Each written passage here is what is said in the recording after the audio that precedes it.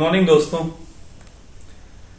यूं तो मैं सभी मुद्दों पे बात करता रहता हूं, आप लोगों के बीच लाइव आके या फिर लव धर्मा चैनल के माध्यम से मैंने सभी विषयों पे बात की है। लेकिन इस वक्त मैं विशेष बात करने जा रहा हूं उन लोगों के लिए जो धर्म की राह पे आगे बढ़ते हैं और बहुत तरीके की भ्रांतियों को पाते हैं। अभी ये बात मैं और बता दूं कि ये जो मैं कहने जा रहा हूं वो सखा की पाठशाला में जुड़े सदस्यों के लिए और जो उसमें जुड़ना चाहते हैं, जिनके बहुत से प्रश्न हो सकते हैं उनके लिए कि सखा की पाठशाला आखिर क्या है, ये मैं आप लोगों के बीच बात रखने आया हूं। यही कारण है कि मैं इसमें लाइव आया हूं, वरना बहुत सी ऐसी बातें हैं जो सखा की पाठशाला में ही केवल होती हैं। लेकिन उन लोगों के लिए भी ये जानना जरूरी है कि सखा की पाठशाला में कौन लोग भाग लेकर वास्तविक उसका लाभ उठा सकते हैं। मैं ये देखा हूं पिछले 20-25 सालों में कि धर्म की राह पे दो सबसे बड़ी रुकावटें हैं। दो, पहली तो बात ये कि धर्म के संबंध में अनंत जानकारियां आज के तारीख में मौजूद हैं।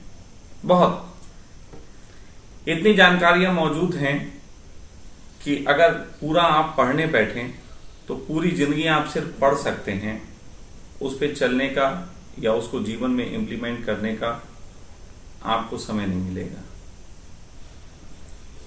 तो होता यह है कि इन हजारों करोड़ों जानकारियां जो हमारे चारों तरफ आ गई हैं, उसको लगभग अगर समझें तो ऐसा ही है जैसे कि एक बहुत बड़ा मेडिकल स्टोर है धर्म का, जहां दवाइयां मौजूद हैं।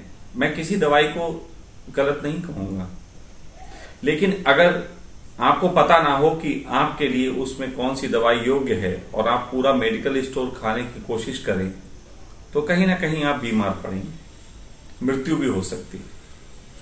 और यही होता हुआ मैं पिछले 25 सालों से तो देख ही रहा हूं कि बहुत से लोग धर्म के राह पे ये नहीं समझ पाते कि उनका स्वभाव क्या है और उनको किस तरीके की देशना का चुनाव करके उसको अपने जीवन में इंप्लीमेंट करना चाहिए। सबसे बड़ी दिक्कत है, सबसे बड़ी दिक्कत ये है, पहली दिक्कत। फिर दूसरी दिक्कत है। पहली दिक्कत के तहत अगर समझें तो हम ये समझ सकते हैं कि कोई आदमी चुनाव कर सकता है कि वो योग के स्वभाव का है, योग की दृष्टि पे आगे बढ़े। कोई चुनाव कर सकता है कि वो तंत्र की दृष्टि पे आगे बढ़े। कोई चुनाव कर सकता है कि केवल उसे कर्मों में ही इस तरीके का जीवन व्यतीत करना है कि वो धर्म की ओर बढ़ सके। लेकिन इन तीन चीजों का चुनाव करना प्रथम रूप से मुश्किल है। प्रथम रूप दृष्टि से हम ये चुनाव कर पाना ही मुश्किल है कि हमारा स्वभाव क्या है।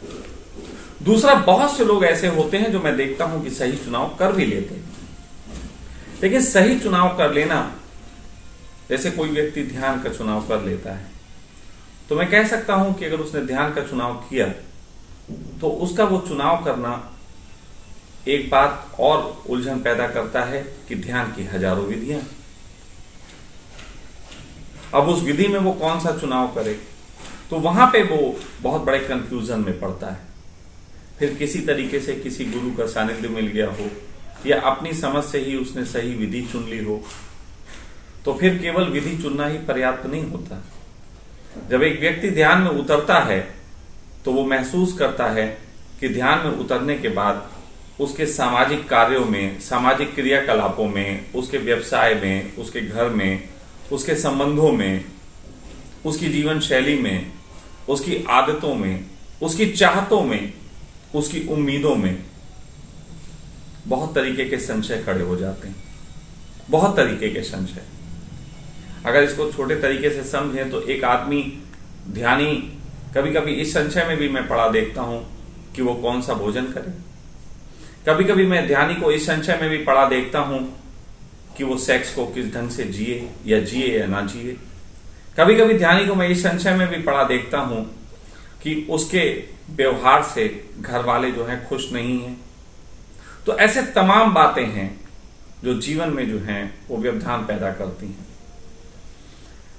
मैं ये मानता हूं, मेरी स्वयं की ये समझ है कि ध्यान अगर सही चुनाव हो गया, आपने पहले स्वभाव का सही चुनाव किया, फिर ध्यान का सही चुनाव किया, तो आप ऐसा कर सकते हैं कि अपना दिया जला लें। लेकिन आप 24 घंटे तो ध्यान नहीं कर सकते।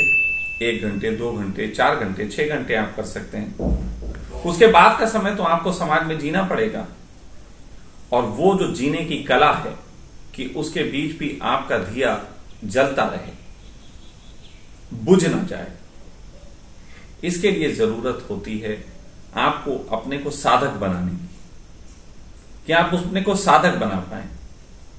तो वो साधक बनाने की जो कला है वो ज्यादा गहरा ध्यान नहीं। अक्सर लोग ये समझते हैं कि साधक बनाने की कला जो है वो ज्यादा गहरा ध्यान नहीं। साधक बनाने की जो कला है वो ये है कि ध्यान पूर्ण चित्त के साथ हम अपने पूरे जीवन को किस तरीके से जिएं कि हमारा मार्ग सुलभ हो सके, हम अपने आनंद को, अपने चित्त परिचितों को, अपने निकट के लोगों को परिचित करा सकें, उनसे संवाद स्थापित कर सकें। तो ये एक बहुत बड़ी दिक्कत आती है।